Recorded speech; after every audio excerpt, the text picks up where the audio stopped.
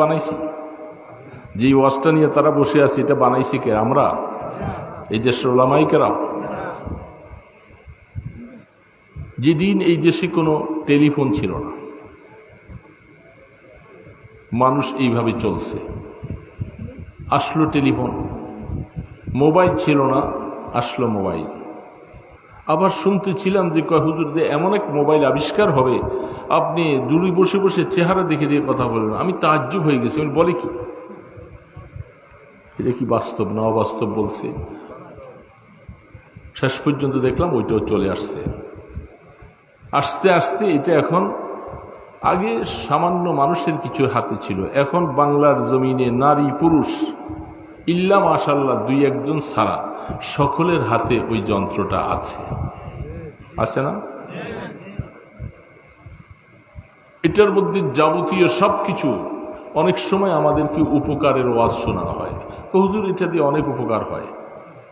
উপকার যেটুক হয় তার থেকে কোটি গুণে বেশি অপকার হয়। কত সংসার বিচ্ছিন্ন হয়ে যায়। ওই দিন এক মহিলা আমার কাছে টেলিফোন করে, তার স্বামী আজকে অনেক বছর ইটালি থাকে, দুইটা মেয়ে জন্ম দিয়ে আসে, যে গেছে আর ইটালি থেকে আসে না।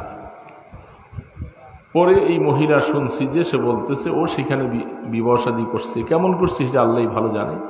এ আবার আরেকজনের সাথে যোগসাজগ করে সে আবার শেষ পর্যন্ত ধরে ডিভোর্সনামা পাঠাইয়া এখানে বিবাহ শাদী করছে। এরকম সংসার যে কত, এগুলার জন্য যে যন্ত্রটা আবিষ্কার হয়েছে, এই যন্ত্র তো এটা আমরা হুজুররা বানাই নাই, এটা ইসলাম বিদ্বেষীওয়ালারা তারা আবিষ্কার করে দিয়েছে। বলে যে হুজুররা তোমরা ওয়াজ করে কয়জনকে ঠিক করবা, আমরা একটা চাবি বাইরে দিব, বাস এটার দ্বারা সব আমাদের দলে চলে আসবে, তোমাদের ওয়াজে কাজ চলবে না। বাস্তবে এখন তাই হচ্ছে, এখন ওয়াজ শোনা যায়। হ্যাঁ, এর মধ্যে আবার মাঝে মধ্যে এমন কিছু কথাও ইউটিউবে চলে আসে। গতকাল পরশু কয়েকজন আলেম আসছিলেন আমার কাছে, তারা আইসা আমাকে বলতেছেন হুজুর আপনি শুনছেন না? আমি তো ওগুলো দেখি না, চালাইতেও জানি না, বুঝিও না, একটা বোকা চোকা মানুষ হইলাম, দুনিয়ার মধ্যে আসলাম, এগুলো চালাইতে জানি না, কি একটা বোকা।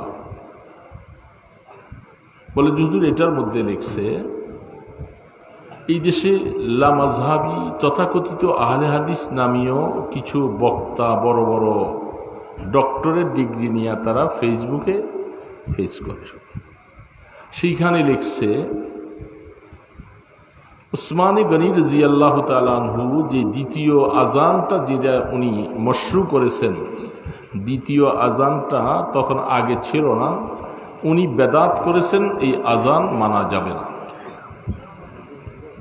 কিচ্ছু বুঝে নেই। কাকে বলতেছি আমি? কি আপনাদেরকে বলতেছি না আসমানের কোনো ফেরেশতাকে বলতেছি? তো কিছুই তো বললেন না, তার মানে বুঝে নিই আপনাদের মন এখানে নাই।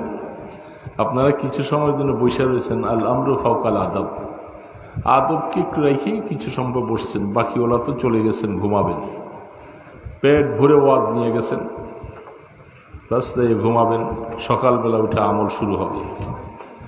আমি কার কথাটা বলছিলাম? কি বলছিলেন উনি? একটু শুনতে হয়, কথা বুঝতে হয়, কথা তো বুঝার জন্যই বলা। আপনারা তো এলাকার থেকে আসছেন, আমরা তো সুদূর নারায়ণগঞ্জ থেকে সফর করে আসছি। যদি কথা নাই শোনা হয় তাহলে বলারও ফায়দা নেই, এই বসে থাকারও ফায়দা নেই।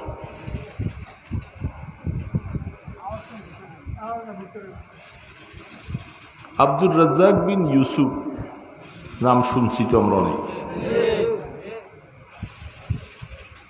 এ হলো ডক্টর, হয়তো ডাক্তারও হইতে পারে, এটার আকারটা বাদ দিলে ডক্টর হয়ে যায়।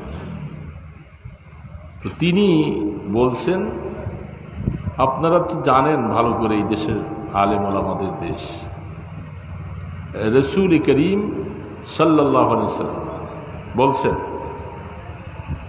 আপনাদের দূর করে ওইদিকে যাচ্ছে, ওইদিকে কি দেখতেছেন আপনারা? ওইদিকে মোটর সাইকেলে তো যাইতেছে, আর কি? এটাও চেয়ে দেখতে হবে, ওইদিকে চেয়ে থাকতে হবে। তার মানে কিছু কথা নিতে দিবেন আর শয়তান বলছে তোরা যে কয়েকজন বসছো তোরাও তাড়াতাড়ি উঠা যা, কথা নিস না।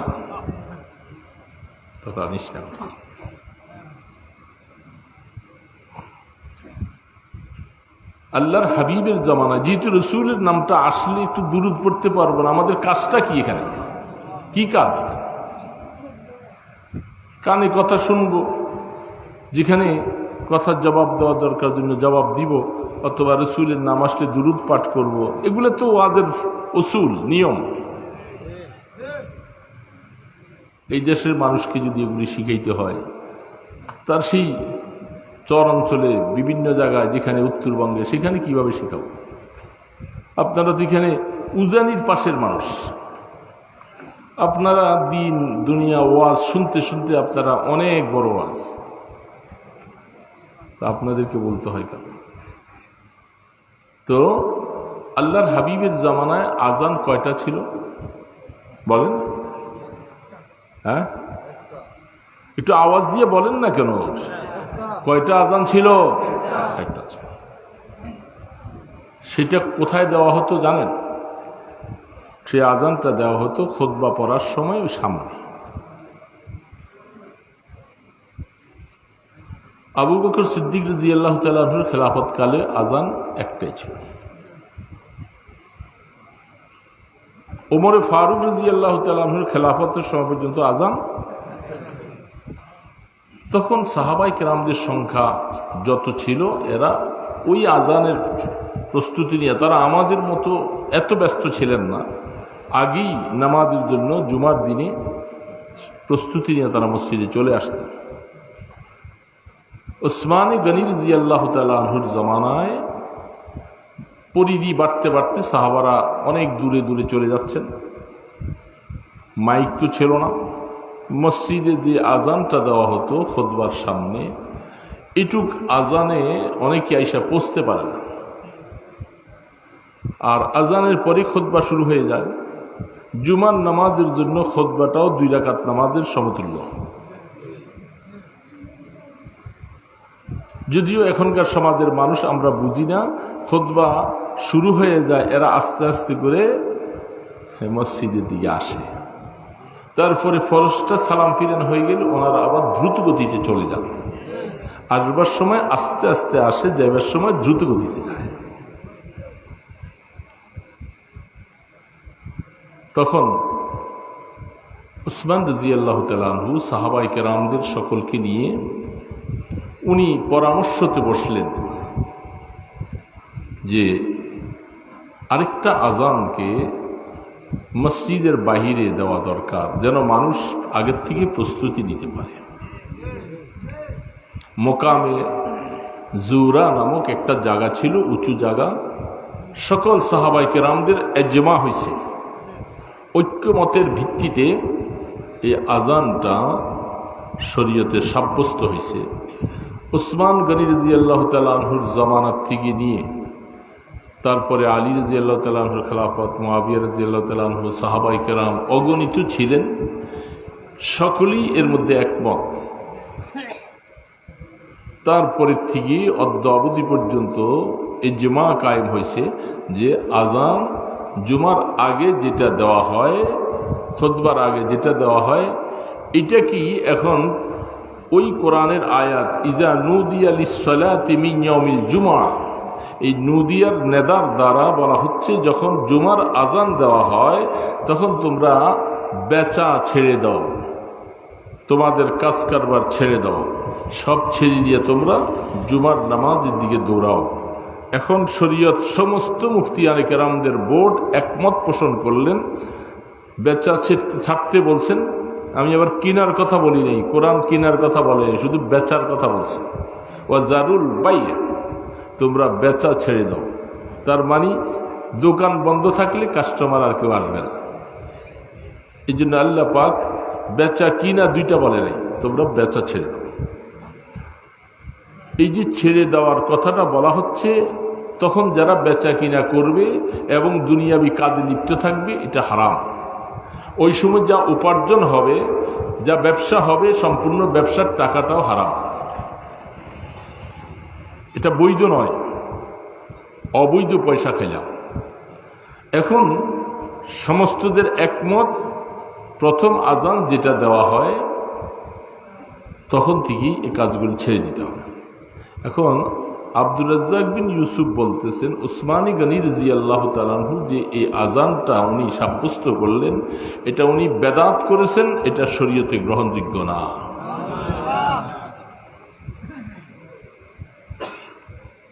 বুড়া মিয়া বুঝছেন নি? ওই যে মিয়া বুঝছেন কথাটা কি বলছি? কথাটা কি খুব সহজ বলছে? না, অনেক বড়। উসমান গনি রাদিয়াল্লাহু তাআলা আনহু যদি বেদাত করে থাকে, তাহলে বেদাত সম্পর্কে শরীয়তের রাসূলের হাদিস হলো কুল্লু বেদাতিন দালালা ওয়া কুল্লু দালালাতিন ফিন্নার। বেদাত সব হলো পথভ্রষ্টতা, আর এই পথভ্রষ্ট যারা আবিষ্কার করবে এরা জাহান্নামে যাবে। এটা হলো রাসূলের হাদিস। তাইলে উসমান গনি রাদিয়াল্লাহু তাআলা আনহু উনি বেদাত করেছেন, তাহলে তার ফতোয়া অনুযায়ী উসমান গনি রাদিয়াল্লাহু তাআলা ঠিকানাটা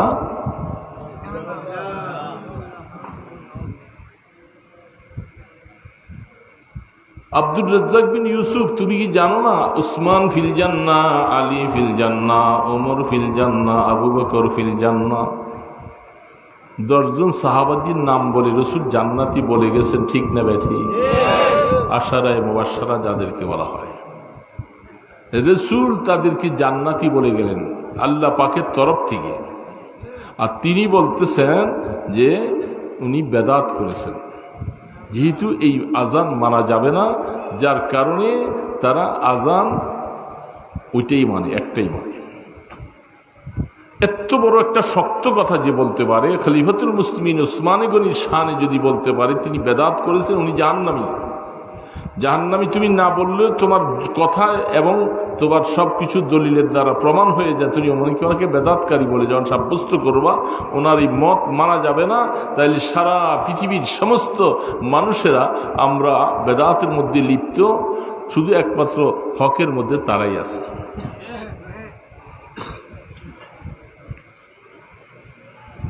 কত বড় জাহিলি কথা বললে এই সমাজের কিছু মানুষ তাদেরকে আবার নিজেরা ফলো করে, তারা লামাযহাবী হয়ে যায়। 2 নম্বর কথা সে বলছে, ফাসাল্লি লিরাব্বিকা ওয়ানহার। কয়েকদিন আগে মাত্র কোরবানি করেছেন আপনারা। যাদের সামর্থ্য আছে তাদের উপরে কোরবানি করা বলেন, না করলে গুনাহগার। যাদের সামর্থ্য নাই তারা করলে সওয়াব, না করলে কোনো গুনাহ নেই।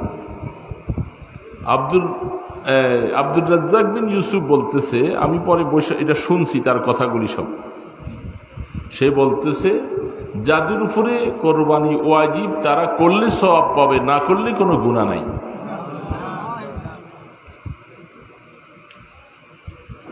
নতুন নতুন শরীয়ত আবিষ্কার করা হচ্ছে।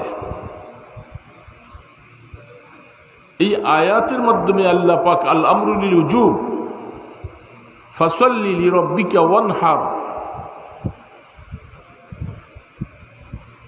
কুরবানি করেন। হে প্রভু, আপনাকে আমি কাউসার দিয়েছি, খায়রান কাসীর, আপনাকে দিয়েছি, সেই জন্য আপনি নামাজ পড়েন। কেউ কেউ নামাজের দ্বারা সালাতুল ঈদ মুরাদ অথবা সমস্ত নামাজ পড়েন, আর আপনি আল্লাহকে সন্তুষ্ট করার জন্য আপনি কোরবানি করেন। এখন এই আয়াতের ব্যাখ্যা দিয়ে সে বলতেছে ধনীদের উপরে কোরবানি ওয়াজিব, না করলে সওয়াব, না করলে কোনো গুনাহ নাই। এরকম ফতুয়া দিয়ে দিয়ে এই দেশের মধ্যে আহলে হাদিস দাবি করতেছে। তারা আহলে হাদিস তো নয়, আহলে হদস, আহলে খবিস। তারা সমাজের মানুষগুলাকে বিভ্রান্ত করার জন্য একটা যুব সমাজ, মহিলা বলতেছে তাদের পক্ষ থেকে, মহিলা আমাদের নারায়ণগঞ্জে পঞ্চবটি এলাকায় সেখানে আসে, আইসা মহিলাদেরকে একত্রিত করে সে তালিম করে। পরে আমার এক মুতাআল্লিক সে বলতেছে আমার বিবিও সেখানে যেত। পরে আমি বললাম সে কি বলে, সেই বিবি আইসা বলতেছে, সে বলতেছে আব্দুর রাজ্জাক বিন ইউসুফ, তারপরে আরো যারা যারা আছে, শেখ আহমদুল্লাহ অমুক তমুক, এরা অনেক বড় ডক্টর, অনেক বড় শিক্ষিত, এরা কি ভুল বলে? আপনারা এই দেশের এই ওলামায়ে দেওবন্দি যারা আছে তাদের কথা শুনবেন না, এরা কিন্তু মুসলমান না, এরা কাফের। সেই লোকটা বললো যে আমি কথা শোনার পরে আমার ওয়াইফকে বলছি, খবরদার তুমি যাবে না, এবং আমি চেষ্টা করতেছি যে আমাদের এই মহল্লার মধ্যে যারা যারা তার অনুসরণ করে ফেলতেছে এদেরকে কি করে ফেরানো যায়। মহিলা পর্যন্ত মহিলা অঙ্গনে পাঠাইয়া তারা তাদের ভিতরে এই দাওয়াতের কাজ করে ওলামায়ে দেওবন্দকে কাফের ফতোয়া দিয়া দিচ্ছে মহিলার মাধ্যমে। তাদের কথা শোনা যাবে না কোনোদিন। আপনারা বুঝতেছেন এখন লামাযহাব এরা যে ইহুদিদের বানানো একটা দল, এটার মধ্যে কোনো সন্দেহ নাই। তারা এই দেশের মানুষকে গোমরা করার জন্য একটা রাস্তায় নেমে আসছে এবং তাদেরকে প্রচুর টাকা পয়সা দেওয়া হয়। তারা সেই টাকার ভিত্তিতে সমস্ত কাজগুলি করে, জায়গায় জায়গায় তারা বিভিন্ন কাজ করে। তারা নিজেদেরকে আহলে হাদিস, এক সময় ছিল লামাযহাবি, এক সময় আহলে হাদিস, আরেক সময় সালাফি, বিভিন্ন সময় তারা রূপ ধারণ করে। তারা ইংরেজদের বানানো একটা দল। এটাকে আল্লাহর ওয়াস্তে আপনারা বর্জন করুন, তাদের মতবাদকে সব আস্থা করে নিক্ষেপ করে ফেলে দেন। বড় কঠিন হালাতের মধ্যে আসছি আমরা। আরেকটা কথা বলতেছে, আমরা এখন যে কোরআন শরীফ পড়তেছি এটাকে সহিফে উসমান বলা হয়। উসমান গনি রাদিয়াল্লাহু তাআলা আনহুর জামানায় আইসা সমস্ত এলাকার কোরআন শরীফগুলোকে একত্রিত করে, যেখানে 7 ভাষায় কোরআন শরীফ নাজিল হয়েছে। এক এক সময় এক এক জায়গার মধ্যে সূরা ফাতিহা আমি পড়ি একরকম, সৌদি আরব পড়বে আরেক রকম, ইন্দোনেশিয়া পড়বে আরেক রকম। এটা বড় সমস্যা হবে, তখন মানুষ বিভ্রান্তে যাবে। যার কারণে উনি সমস্ত সহিফাগুলাকে একত্রিত করে বহু মেহনত করে সমস্ত সাহাবায়ে কেরামদের ইজমা কায়েম করে সাবাতে আহরুফ হাদিসের মধ্যে যেটা আসছেন সেটাকে 7 লেহাজায় কোরআনটাকে উনি আইনা এক লেহাজার মধ্যে তৈরি করে এটার নস্কা বানাইয়া সারা দেশে বিতরণ করে দিলেন, আর বাকি নস্কাগুলাকে আগুন দিয়া জ্বালিয়ে ফেলছে। তারা বলতেছে ওই উসমান, ওই কোরআন শরীফ আপনারা কেউ পড়বেন না। এখন আমাদের কাছে মসজিদে জায়গায় যত কোরআন শরীফ আছে বলে এগুলি হলো সেই উসমান গনি রাদিয়াল্লাহু তাআলা জামানার বানানো কোরআন। এটা আসল কোরআন নয়, এই কোরআন কেউ পড়বেন না। কোথায় কোথায় গিয়ে হিট শুরু করেছে।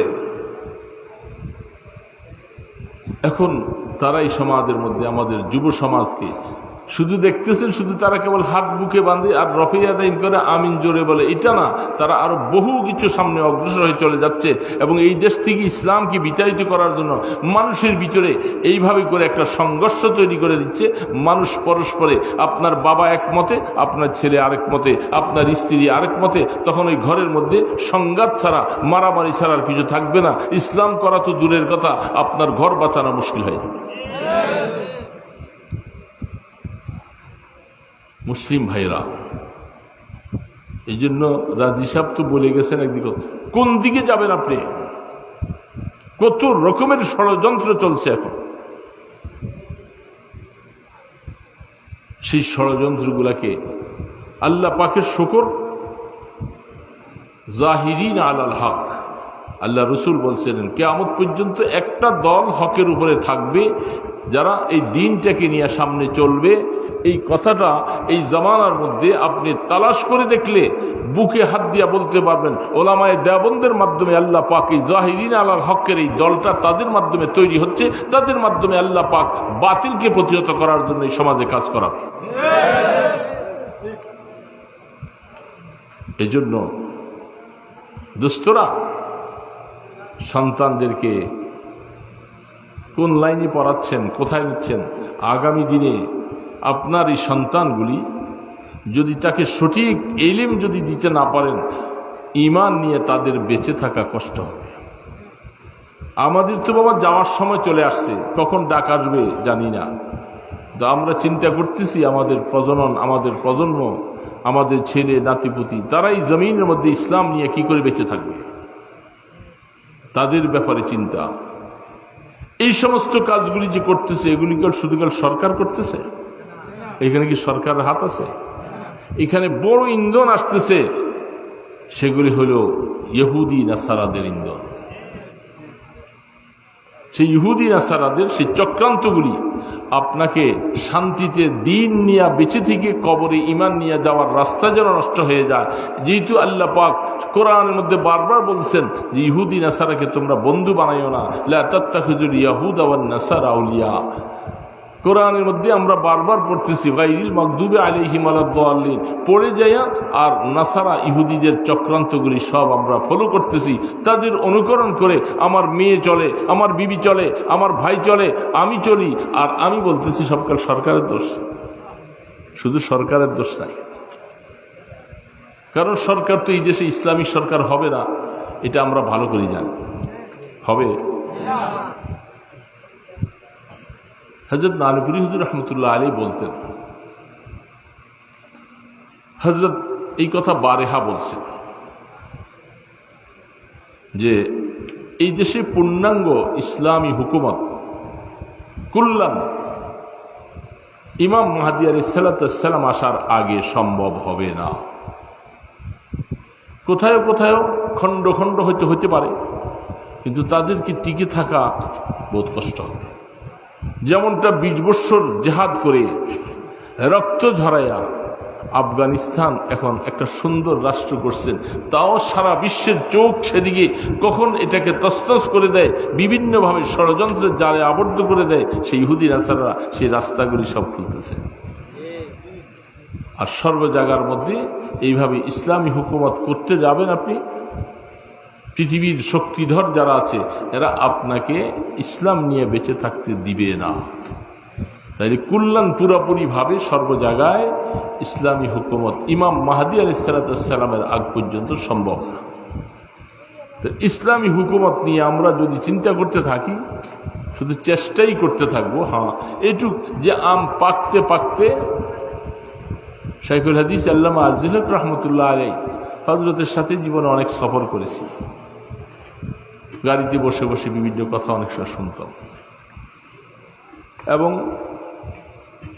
সেই সময় খেলাফত মজলিসের আন্দোলনের সাথে সক্রিয় ভূমিকা ছিল, কাজ করেছি। তো একদিন সেই রহমানিয়া মাদ্রাসায় একটা সেমিনারে বসে খেলাফত মজলিসের আমাদের কাউন্সিল হচ্ছিল, সেইখানে প্রশ্ন করা হয়েছিল, হুজুর যেহেতু এটা আপনিও জানেন আমরাও জানি এই দেশে ইসলামী হুকুমত পুরোপুরিভাবে করা সম্ভব হবে না, তাহলে আমাদের এই মেহনত করে কি লাভ? এই যে আন্দোলন করতেছি, মিটিং মিছিল করতেছি, কি লাভ? হুজুর একটা মেসাল দিয়েছেন, দৃষ্টান্ত দিয়েছেন, বলেন আপনাদের দেশে আমাদের দেশে আম আছে নাকি? আছে। আমটা ধরার পরে ছোট থাকে, আস্তে আস্তে একটু বড় হলে ওই ছোট অবস্থার থেকে কিছু কিছু বাচ্চারা খায়, এতে আর একটু বড় হলে একটু টক হলে এটাকে দিয়া কেউ ডাল পাকায়, কেউ আমের চুকা খায়, বিভিন্ন অবস্থা খায়। আর একটু পাকলে মিষ্টি মিষ্টি ভাব হলে তখন এটাকে আরেকটু অপেক্ষা করে দুধ ভাত খায়, এমনিও খায়। এখন এই আমটা দুধ ভাত দিয়া খাইতে খাইতে কতদিন সময় লাগবে, কয় মাস সময় লাগবে, এই পর্যন্ত তো নিচেওয়ালারা বসে থাকে না, তারাও টুকটাক কিছু কিছু খায়। এই খায় না, না খায়? ঠিক মনে করেন এই দেশে আমাদের এই আন্দোলনটার সুরত হলো এইটা, ইসলামী হুকুমত হবে মানে আম পাকবে, এই আশায় কেউ বসে থাকে না। এই জন্য যখন ইসলামের বিরোধী কিছু কাজ শক্তি যখন গজাইয়া উঠে, নাস্তিকতাবাদীরা যখন উঠে, তখন এই দেশে ওলামায়ে হক্কানি রব্বানি হেফাজতওয়ালারা যারা আছে তারা তার প্রতিহত করার জন্য একটা সোচ্চার হলে, একটা ডাক দিলে তখন এরা একটু থমকে থাকে। এই জন্যেই আমরা আন্দোলনটা করছি, নতুবা পুরো ইসলামিক হুকুমত হবে না, এটা আমরাও জানি, আপনারাও জানেন। বুঝছেন কথাটা হুজুরের? হেফাজতে ইসলাম কি করছিল? আমরা কি কারো মাথায় বাড়ি দিয়েছিলাম? শাহ আহমদ শফি রহমতুল্লাহ আলাইহি নাস্তিকতার বিরুদ্ধে তারা যে বসে বসে সেখানে সব কিছু উলঙ্গপনা, নেহায়াপনা, নাস্তিকতাবাদী সব কিছু আবিষ্কার করে করে শাহবাগের মোড়ে দীর্ঘদিন লাগাইয়া করতেছিল, সেটাকে প্রতিহত করতে যাইয়া হেফাজতের উত্থান শুরু হয়। আজ সেটাকেও দমন করার জন্য বিভিন্ন ষড়যন্ত্র। তবে আমাদের কাজ হলো, আমরা পুরো ইসলামী হুকুমত এই দেশে কায়েম করতে পারবো না, এটা আমরা ভালো করে জানি। আন্দোলন কেন করতেছি? আন্দোলন করতেছি এই জন্য, যতদিন বেঁচে থাকি, নাকের ডগার মধ্যে শ্বাস থাকে, ততদিন পর্যন্ত ইসলামের বিরুদ্ধে কাজ করবা আর আমরা বসে থাকবো তা না। আমরা জিহাদ করতে পারি, আমরা যতটুকু পারি এটার মোকাবেলা করে আমরা তোমাদেরকে প্রতিহত করে ছাড়বো, এটা আমাদের ইমানি দায়িত্ব। এই জন্যেই আমাদের আন্দোলন, এই জন্যেই আমাদের সব কিছু। তো এই অবস্থাটা যারা এখন এই যে সমাজের মধ্যে দেখেন, কাদিয়ানিদের অবস্থা, কাদিয়ানি কি কমছে না বাড়ছে? গত কিছুদিন আগে স্বরাষ্ট্রমন্ত্রীর সাথে দেখা করতে গেলাম, আমাদের মহাসচিব, আমরা ৩-৪ জন মানুষ মাঝে মধ্যে যাই দেখা করতে এদের সাথে। মামুনুল হক সব বাইর হওয়ার কয়েকদিন পরে তো ওনার সাথে আমরা বিভিন্ন কথাগুলি বললাম যে আমাদের হেফাজতের উপরে যে মামলাগুলি এখনো আছে, আপনারা বারবার বলছেন আমাদের মামলাগুলি সরাবেন। আমরা সেই মামলায় জেল খাটলাম, তারপরে আবার নতুন করে এখন সেই মামলাগুলি আমাদের বেল কাইটা দিয়া আমাদের নামে ওয়ারেন্ট জারি হলো এবং আমাদেরকে আপনারা চার্জশিট দিয়ে নতুনভাবে আবার আসামি বানাইয়া জেলে নেওয়ার পায়তারা করতেছেন। তো আপনারা তো বারবার আমাদের সাথে বলছিলেন যে মামলাগুলি সব আমাদের কাছে দাও, আমরা এগুলি দেখব, এটাকে কি করে শেষ করে দেওয়া যায় চেষ্টা করব। আমরা সব কিছু তৈরি করে দিলাম, ওই কিছুই হলো না। উল্টো এখন দেখতেছি চার্জশিট দিয়ে আমাদেরকে ওয়ারেন্ট বেলকাইটা, আমার নামেও আমাকে ওয়ারেন্ট বেলকাইটা দিছে, পুলিশ খুঁজতেছে। তো উনি বললে যে যদি রাষ্ট্রের কোনো জিনিস ক্ষতি করে, জনগণের কোনো জিনিস ক্ষতি যদি কেউ করে এবং কোনো সেখানে মানুষ মারা যায়, এগুলাকে আইন তার গতিতে দেখবে। তো আইন তার গতিতে দেখার মানে কি? চার্জশিট দিয়ে আমাদেরকে পানিশমেন্ট দিবে, এই মামলা ঢিসমিস করবে না। তো বুঝে আসলাম যতটুকু তৈরি ওনাদের কথা এই হালাতে আছে। তবে আমরা তো যেমন আমাদের এখন ফিলিস্তিনের মধ্যে আমাদের হামাস মুসলমান ভাইদের উপরে যে নির্যাতন চলছে, তারা সংখ্যায় কম, অস্ত্রশস্ত্র কম, তারা নির্মমভাবে তাদেরকে শহীদ করে দেওয়া হচ্ছে, কিন্তু তারপরেও তারা সাহস ছাড়ে নাই। আর সমস্ত আন্তর্জাতিক সমস্ত শক্তিগুলি যা দূরের থেকে ফাঁকা আওয়াজ দিতেছে, তাদেরকে সামনে গিয়ে সরাসরি কেউ সহযোগিতা তেমনভাবে করতেছে না, শুধু ফাঁকা আওয়াজ। আমরা আমাদের দেশের মধ্যে যখন আমাদের ওলামাই কেরাম এবং নেককার দিনদারেরা হেফাজতের সদস্য হইয়া যারা এইভাবে করে জমিনে থাকবে, আমরা তো সরকারের সাথে অস্ত্র দ্বারা কাজ করতে পারবো না, আমাদের সেই শক্তিও নাই, মোকাবেলাও করতে পারবো। তবে এতটুকু আমরা পারবো যে আমরা প্রতিবাদ করতে গেলে তারা আমাদেরকে মারবে, আমাদেরকে জেলে নিবে, আমাদেরকে জুলুম করবে, এটা তারা করতে পারবে। আর এটা আমরা দিনের জন্য সহ্য করার মন মানসিকতা নিয়ে বেঁচে থাকব।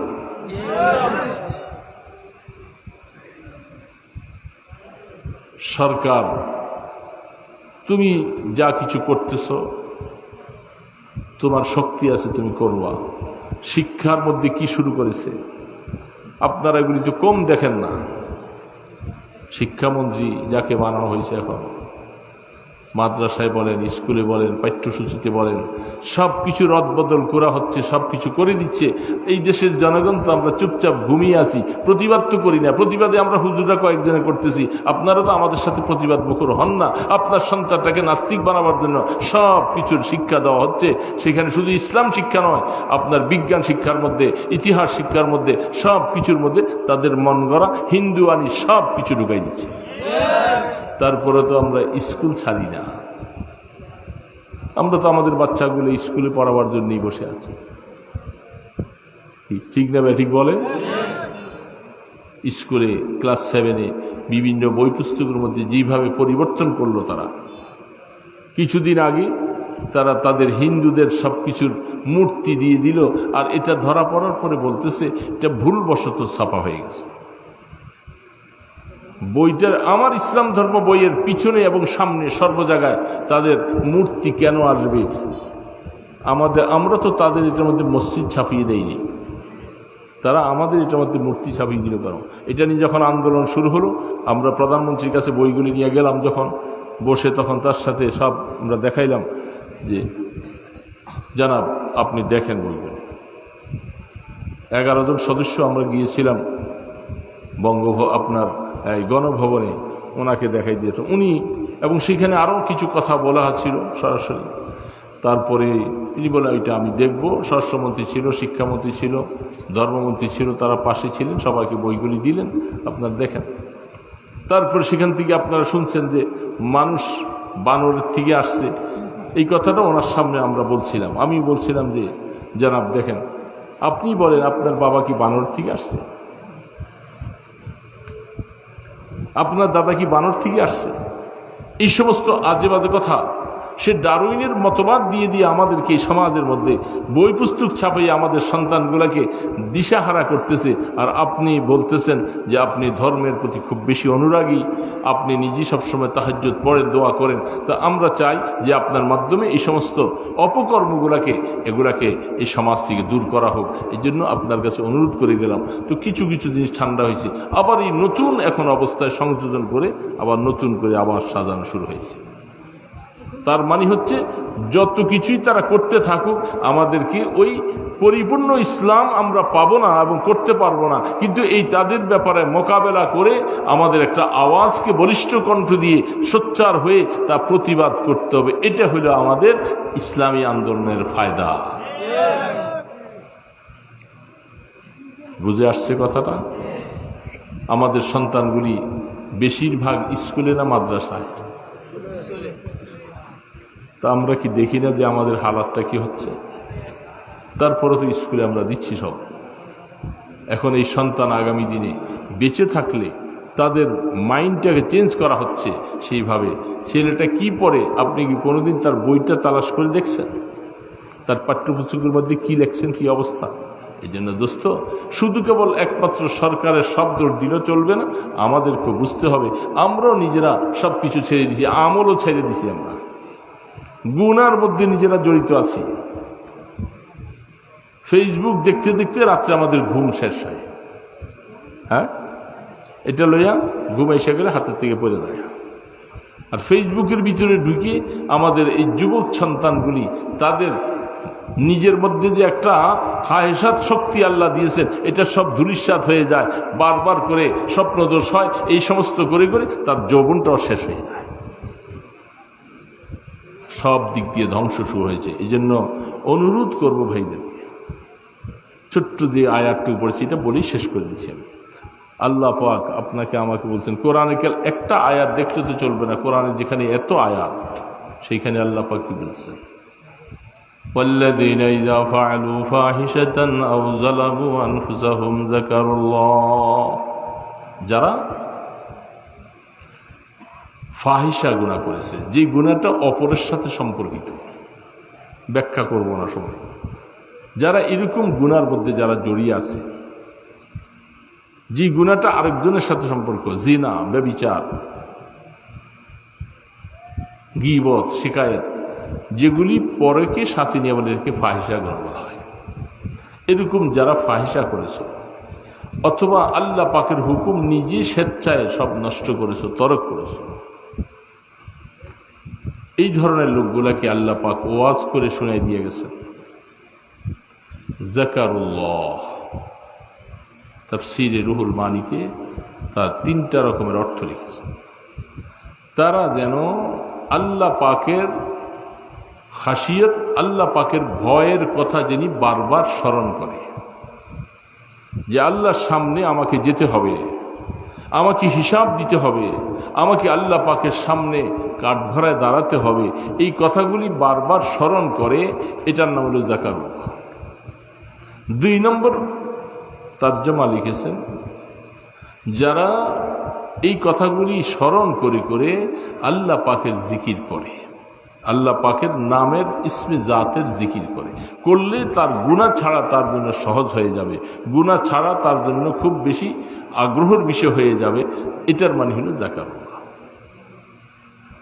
তো আল্লাহ পাক বলতেছেন, এখন আমরা কি সর্বদা সর্ব অবস্থায় এই গুনাহ থেকে এইভাবে আল্লাহ পাকের কথা স্মরণ করে, সামনে আছে ফাস্তাগফিরু লিযুনুবিহিম, তারা এই গুনাহগুলি যারা করেছে এরা যেন তারা আল্লাহ পাকের কাছে বেশি বেশি করে ইস্তেগফার করে।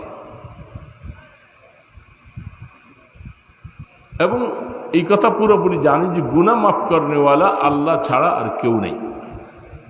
এই কথা মনে করে গুনাহ মাফ চাইতে হবে, এটা আল্লাহ পাক কোরআনে বলছে। তো আমি গুনাহ করব, আল্লাহর কাছে মাফও চাবো না, আর আমি চাইতেছি যে আমার জীবনটা সুন্দর হোক, এটা তো হতে পারে না। আমার সন্তানটা ভালো হোক, আমার চাকরিটা ভালো হোক, আমার ছেলেটা ভালো কামাই করুক, গুনার মধ্যে জড়িত থাইকা যারা এই আল্লাহর থেকে এগুলি চাবে, আল্লাহ পাক বলবে যে বান্দা তুই আগে ইস্তেগফার কর, গুনাহ মাফ চা, তারপরে আমি তোর জন্য রাস্তা খুলে দিব সব কিছু। সেটা আমি না করে আরেকটা শেষ কথা হলো, সামনে গেলাম না, ফজরের নামাজই তো অনেকে পড়ি না। কোরআন শরীফের মধ্যে কিছু কিছু আমল আছে যে আমলগুলি আল্লাহ পাক বলছে বান্দা তুমি রাত্রের শেষ ভাগে আমলগুলি করো। এই আয়াতগুলি কি কোরআন থেকে মুছে ফেলে দিতে হবে? যেহেতু এরকম মানুষ এখন আর সমাজে পাওয়া যাবে না, তারা আবার ঈশা পড়াই তো মুশকিল, আবার রাত্রে শেষ ভাগে উঠে নামাজ পড়বে, এই সংখ্যা মানুষ তো হাজারের মধ্যে একজন পাওয়া যায় না। কেউ হাজারের মধ্যে আমরা বহুত আলেম ভাইয়েরাও পারি না। গায়রে আলেমদেরকে তো বলা দূরের কথা, বহু আলেম ভাইরাও এই আমলের সাথে সম্পৃক্ত হতে পারি না। কয়েকজন ইমাম সাহেবকে আমি ওই দিন আসছিল দেখা করতে, বললাম আপনাদের তো সহজ, 10টার ভিতরে মহল্লার থেকে খানা আসে, খানা খাইয়ে আপনি শুয়ে পড়েন। তো আপনার মতো মানুষটা যদি আপনি শেষ রাতে তাহাজ্জুদ পড়তে না পারেন, তাহলে আর পারবে কে? সবাই একই কথা। তাহলে বোঝা গেল কোরআন শরীফ যে আয়াতগুলি বলছিলেন, এই আয়াতগুলি এখন এগুলি আর এই সমাজে এখন আর চলার মতো না। সমাজের মধ্যে এরকম মানুষ নাই, হাজারে একজন পাওয়া যাবে না যে ঘরে ঘরের মধ্যে মহল্লার ভিতরে রাত্রে উঠে সে একটু তাহাজ্জুদ পড়ে। এই জন্য আল্লাহ পাক কোরআনে এই কথাগুলি বলছেন। এগুলি এখন সমাজ থেকে ওয়াবিল আসহারি হুম ইস্তাগফিরুন কানু কালিলাম মিনাল লাইলি মা ইয়াহজাউন, এগুলি কোরআন শরীফে আয়াত না? এগুলি কাদের জন্য?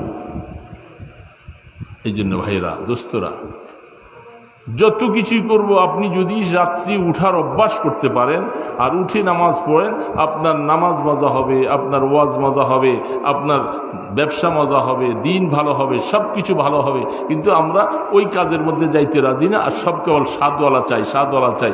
এই স্বাদ আসবে না কোনোদিন। যদি স্বাদ আনতে হয় তাহলে আল্লাহ পাকের কাছে এইগুলি নিজকে সারেন্ডার করতে হবে। এবং যাকারুল্লাহর যে শেষ অর্থটা যেটা, সে নিরিবিলি বসে আল্লাহর জিকির করবে। আমি তো সারা দিনের মধ্যে আল্লাহর জিকির করতে পারি না। কয়বার করছি আজকে সারাদিনে? আজকে শুক্রবার দিন সূরা কাহাফ পড়ছেন কেটা কেটা একটু দেখান তো ভাই। এই 1 জন 2 জন 3 জন 4 জন 5 জন চালু হয়েছে। বাকি ওলার আপনারা কোরআন শরীফ তেলাওয়াত জানেন? যারা কোরআন শরীফ তেলাওয়াত জানেন এরকম আছেন না এখানে অনেকে? এই এলাকার মানুষ তো কোরআন তেলাওয়াত। তো আপনারা সূরা কাহাফটা কেন পড়লেন না? ইসলাম কেন পড়লেন না? আল্লাহ রসুল জি বলে গেছেন সূরা কাহাফটা শুক্রবারে পড়তে। তুমি যেখানে পড়বা এখান থেকে আসমান পর্যন্ত ওই জায়গাটা নূর দিয়ে ভরপুর করে দেওয়া হবে। কিয়ামতের ময়দানে তোমার মন ঘাবড়াবে না, দাজ্জালের কোনো ঝামেলা তোমার মধ্যে নাই। আরো কত পুরস্কারের কথা, কই পারলাম না তো আমি পড়তে। কেন পারলাম না? অবহেলা, অবহেলা। এই জন্য দোস্ত, পরের দিকে কাল আঙ্গুল দেখাইয়া বারবার বলবো, নিজেই তো আমল করি না, কোনো আমল নেই। হাকিম মোহাম্মদ থানভী রহমতুল্লাহ আলাইহি তিনি কতগুলি মুনাজাত দিয়েছিলেন, মালফুজাতের মধ্যে আছে মুনাজাতে মকবুল যাকে বলা হয়, যেগুলি সবসময় পড়ো। এতগুলি দোয়া আমি নিজে বানাইয়া পড়া আমার জন্য সম্ভব না।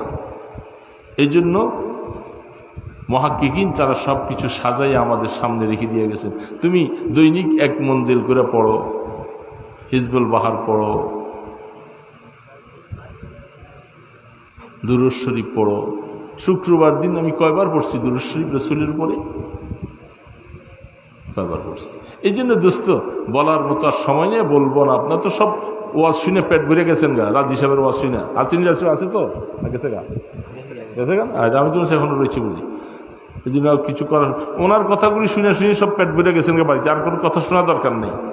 এটা আদবের খেলা।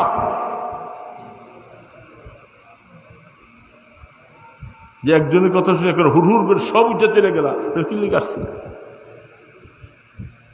হার গোলেরা রঙে বইয়ে দিঘা আছে, এক একটা ফুলের এক একটা গ্রান আছে। তুমি একটা ফুল লইয়ে শুধু বসে আছো, বসে থাকো। এগুলি আসলে শ্রোতার ক্যাটাগরির থেকে সরে গেছে, বোঝা দরকার। আমল করব না, তেলাওয়াত করব না, সূরা কাহফ পড়ব না আমার কাছে, আর আমি চাই যে আমার সব হয়ে যাক। এই জন্য দোস্ত আমল করতে হবে। আমল ছাড়া শুধু মুখের পণ্ডিতামির কোনো দাম নাই, কোনো দাম নাই।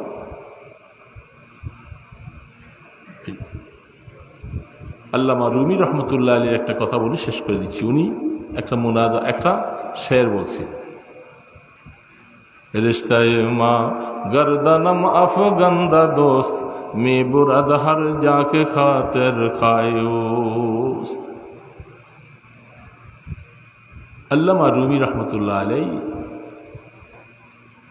তিনি এই শেরটা ওই সম্পর্কে বলছিলেন যেদিন রাহমাতুল আলম কোবা মহল্লার থেকে তিনি ওটের পিঠে সাওয়ার হইয়া মদিনা শরীফের দিকে রওনা। সেটা আপনারা জানেন, ওয়াজ আপনাদের ওয়াজ আর শোনাবার দরকার নেই। সেইখানে আল্লাহ রসুলকে মেহমান বানাবার জন্য সাহাবায়ে কেরাম পাগলের মতো ছিল। ওটটা নিয়ে লেগাম ধরে টানরানি করতেছে। রসুল বলতেছেন দাউহা বা ইন্নাহা মামুরা, ওটের লেগাম তোমরা ছেড়ে দাও, এটা উপরওয়ালার পক্ষ থেকে নির্দেশিত। যেখানে তিনি বসাবেন সেখানে ওট বসবে, কেউ টানাটানি করে লাভ নেই। একটা জানোয়ার, একটা ওট, সেটা টানাটানি এখন সাহাবায়ে কেরাম ছেড়ে দিছে, রাসূল লেগাম ছেড়ে দিছে।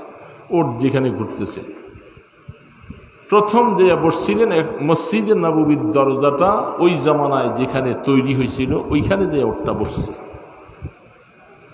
এখান থেকে বসেই আবার উঠা আবু আইয়ুব আনসারী রাদিয়াল্লাহু তাআলা আনহু তিনি যেখানে বাস করেন ওই ঘরের সামনে যে বসছে। কারণ এই ঘরটা আবু আইয়ুব আনসারীর না, এই ঘরটা শাহ তুব্বা আল্লাহ রসুলের জন্য বানাই দিয়ে গেছিলেন বহু বছর আগে। এই জন্য আমি বলছি এটা আবু আইয়ুব আনসারীর রাদিয়াল্লাহু ঘর নাই, ঘর আল্লাহ রসুলের ঘর। এই জন্য সেখানে ওটাতে একটু বসছে, বসার পরে আবার সেখান থেকে উঠে আইসা মসজিদে নববীর দরজা রসুলের জমানায় যেখানে দরজাটা হয়েছিল এখানে আইসা বসছেন, বসে মাথাটা মাটির মধ্যে ফেলে দিচ্ছে। তখন বোঝা গেছে যে হ্যাঁ রসুল বলতে আমাকে এখানে নামতে বলা হচ্ছে। সেইখানে নামছেন আবু আইয়ুব আনসারী, যে ঘর আর দরজার সামনাসামনি, সামানগুলি উঠাইনি। তখন আল্লামা রুমি এই কথাটা বলতেছিলেন, রিশতায়ে মা গর্দনম আফগন্দা দোস্ত মে বুরাদ হর যাকে খাতির খায়োস তিসনে গা গর আবে জোয়া দর জাহা আবে দর হর জোয়া তিসনে গা। তিনি বলতেছেন দেখো এই ওটটার ব্যাপারে যেরকম বলছিলেন ওটটাকে ছাইরা দাও, এটা আল্লাহ পাকের হাতে হইল তার রশি, এটা যেই দিকে টানে সেখানে যাইতে হবে, ওটের কোনো ক্ষমতা নাই। ঠিক জমিনের মধ্যে আল্লাহ পাকের কিছু মানুষ, কিছু বান্দা এমন আছে, তিনি মেসাল বয়ান করে বলতেছেন, তাদের গলার মধ্যে আল্লাহ যখন চায় রশিটা লাগাইয়া তার দিকে টানে, যখন সবাইকে টানবে না, যাকে টানে সে আল্লাহর ওলি হয়ে যাবে।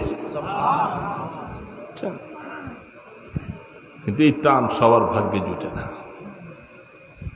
রাত্রি শেষ ভাগে উঠো খোদার বান্দা, তুমি কাল এটা চাও, ওইটা চাও, ওইটা চাও, তোমার জন্য রাস্তা খুলে দিছেন। রাস্তার শেষ ভাগে উঠো, ওইখানে উঠে 2-4 রাকাত নামাজ পড়ো। এই যে কালকে একটা জুমার রাত গেল, সপ্তাহের মধ্যে একটা রাতও কি উঠতে পারি? কি করতে বসে আছিস? 2-4 রাকাত নামাজ পড়ি, নিরিবিরি বসে ধ্যান খেয়ালের মধ্যে আল্লাহকে ডাকতে থাকো, আল্লাহর জিকির আজকার করতে থাকো। মজা লাগাইবার সময় তো তখন, মনের কথা বলার সময়ই তখন। মানুষের সামনে বলা যায় না, মানুষের করা যায় না, ওই সময় নাক ডেকে কাল ঘুমাই আমরা। তারপরে উঠে সূরা ইয়াসিন কোনরকম পড়লে তো পড়লাম, নতুবা আবার ঘুমিয়ে থাকি। যে দোস্ত, রাগ করেন না আমার কথায়, আমরা আমল ছেড়ে দিছি। আমাদেরকে কাল এখন এই মজার মজার আবি যাবি, ওই কথা অমুক এই ভুল করছে, এই করছে, এগুলি বললেই কাল আমরা হই করে চিৎকার দিয়ে উঠি। আমল করতে রাজি না, আমল করতে রাজি না। আল্লাহ পাক আমাদেরকে বুঝবার আমল করার তৌফিক দান করে। আস্তাগফিরুল্লাহাল্লাযী লা ইলাহা ইল্লা হুয়াল হাইয়ুল কাইয়্যুম ওয়া আতুবু ইলাইহি। আস্তাগফিরুল্লাহাল্লাযী লা ইলাহা ইল্লা হুয়াল হাইয়ুল কাইয়্যুম ওয়া আতুবু ইলাইহি। আস্তাগফিরুল্লাহাল্লাযী লা ইলাহা ইল্লা হুয়াল হাইয়ুল কাইয়্যুম ওয়া আতুবু ইলাইহি। لا حول ولا قوة إلا بالله العلي العظيم. اللهم صل على محمد وعلى آله وأصحابه وبارك وسلم. اللهم صل على محمد وعلى آله وأصحابه وبارك وسلم. الحمد لله رب العالمين، والصلاة والسلام على أشرف الأنبياء والمرسلين. يا حي يا قيوم برحمتك نستغيث. يا حي يا قيوم برحمتك نستغيث. يا حي يا قيوم برحمتك نستغيث. أصلح لنا شأننا كله. أصلح لنا شأننا كله. أصلح لنا شأننا كله. ولا تكلنا إلى أنفسنا طرفة عين. وأفوض أمري إلى الله إن الله بصير بالعباد. حسبي الله لا إله إلا هو عليه توكلت وهو رب العرش العظيم. মাওলাই করিম, আমরা কয়েকজন বান্দা প্যান্ডেলের নিচে এখনো বসে আছি। আয় আল্লাহ, আপনার কাছে অনেক গুনাহ করে ফেলছি মাওলা। নিজের আমল নামার কথা খেয়াল করলে সাহস হারিয়ে ফেলি কথা বলার। আল্লাহ আমাদেরকে মাফ করে দেন। আপনি মাফ করার জন্য আশ্বাস দিয়েছেন। গোলাম ইস্তাগফিরু রাব্বাকুম, তুমি তোমার রবের কাছে বেশি বেশি মাফ চাও, তওবা করো, গুনাহ ছেড়ে দেওয়ার সংকল্প করো। আল্লাহ, আমরা ওয়াদা করেছি ইচ্ছা করে গুনাহ করব না। আল্লাহ, তুমি আমাদের জিন্দেগির সব গুনাহগুলি মাফ করে দাও। আল্লাহ, গুনাহ নিয়ে আমাদেরকে মওতের ডাক দিও না।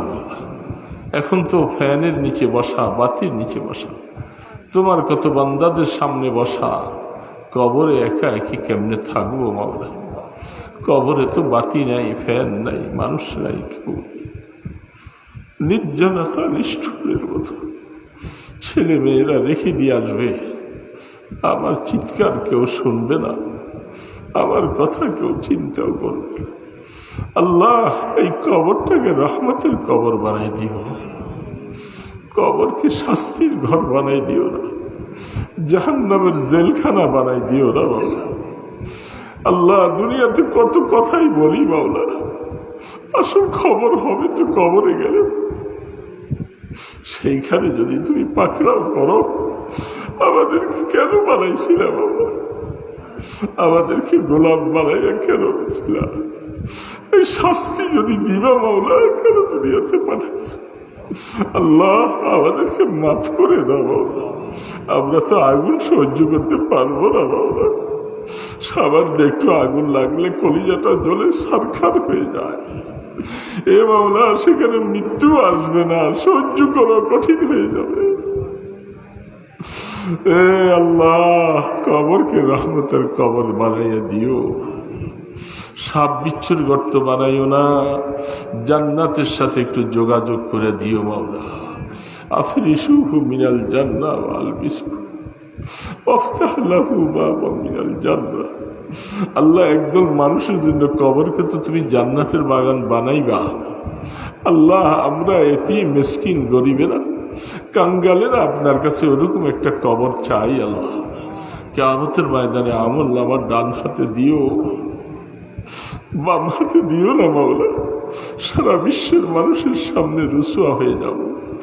আল্লাহ, আমল নামাদার ডান হাতে আসবে, তুমি বলছো তার হিসাবে করাকরি করবা না। আমরা আমল নামাটা ডান হাতে চাই মাওলা। এ মাওলা, আমাদেরকে মাহরুম করে দিও না মাওলা, মাহরুম করে দিও না মাওলা। তোমার আরশের নিচে কোনো ছায়া নাই মাওলা, তোমার আরশের নিচে আমাদেরকে একটু জায়গা দিও। আল্লাহ, রহমতে দো আলমের কাছে হাউজে কাউসার থাকবে।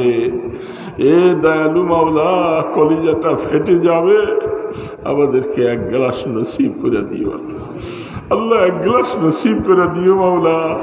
আমরা বলতে পারবো মাওলা, পাওয়ার মতো হকদার তো নাই, আমরা কিভাবে জোর করে বলবো। আল্লাহ, আল্লাহ তুমি দয়া করে মাফ করে আমাদেরকে সেই নিয়ামত নসিব করে দিও।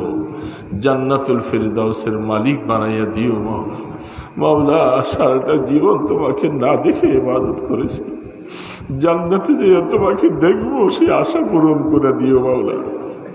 আল্লাহ, আমাদের মা বাবা, আমাদের দাদা দাদি, নানা নানি, আমাদের উস্তাদ মুর্শেদ যারা কবরে আছেন, আল্লাহ সবাইকে মাফ করে দাও, তাদের কবরকে রহমতের কবর বানিয়ে দাও। আল্লাহ, মা বাবার উপরে আমাদের বহু হক, আর আমাদের উপরে মা বাবার অনেক হক ছিল। আল্লাহ, আমরা এগুলি আদায় করতে পারি নাই, আমাদের নেকামলের সওয়াবগুলি আব্বা আম্মার কবরে পৌঁছে দাও। এ মাওলা, আত্রাফের মুসলমানদের কবরের আযাবকে মাফ করে দাও। যারা আমাদের ছেলে মেয়ে আছে সবাইকে নেক হায়াত দান করো।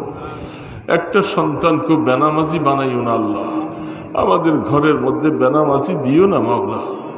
ঘরকে তুমি দিনদারের ঘর বানিয়ে দাও, তেলাওয়াতের ঘর বানিয়ে দাও, জিকির আসকারের ঘর বানিয়ে দাও। আল্লাহ, আল্লাহ, এই মাহফিলের মধ্যে যারা সহযোগিতা করেছে সকলের সহযোগিতাকে তুমি কবুল ফরমাও। যারা প্রবাসে থেকে এখানে সহযোগিতা করেছে আল্লাহ, তাদেরকে তুমি দয়া করে কবুল করো, তাদের হিম্মত বাড়িয়ে দাও, সুস্থতার হায়াত দাও, তারা যেন খেটে খেয়ে আল্লাহ দ্বীনের কাজ করতে পারে, সংসারে কাজ করতে পারে, তৌফিক দান করো। আয় আল্লাহ, আয় আল্লাহ, এই মজলিসের মধ্যে যারা আমরা বসে আছি, আয় আল্লাহ, আমাদের কাউকে রাস্তায় ঘাটে বেইজ্জতি করে মওত দিও না, সিগাল কুকুরের মতো মওত দিও না, জানাজা হারা করে মওত দিও না। ইয়া আল্লাহ, দয়া করে মেহেরবানি করে ফিলিস্তিনের মুসলমান ভাইদেরকে আশ্রয় দান করো, হামাসওয়ালাদেরকে শক্তি দিয়ে দাও। আল্লাহ, সমস্ত শক্তিওয়ালারা তাদের পক্ষে আইসা একটু সহযোগিতা করার হাত বাড়াইবার মতো তৌফিক দিয়া দাও। ইহুদি নাসারাদেরকে তুমি খতম করে দাও আল্লাহ, তাদেরকে নস্যাৎ করে দাও আল্লাহ, তাদের অস্ত্রগুলাকে বিকল করে দাও আল্লাহ। আল্লাহ, আল্লাহ, তুমি তাদের মেহরবানি করে আল্লাহ হামাসের ইমানি শক্তিকে বাড়িয়ে দাও। শহীদানদের রক্তের বিনিময়ে ফিলিস্তিনকে তুমি আজাদ করে দাও আল্লাহ। আয় আল্লাহ, আয় আল্লাহ, দোয়াগুলাকে কবুল ফরমাও। আপনার হাবিবের দরবারে লক্ষ কোটি গুণে দুরুদ সালামের হাদিয়া পৌঁছাইয়া দাও।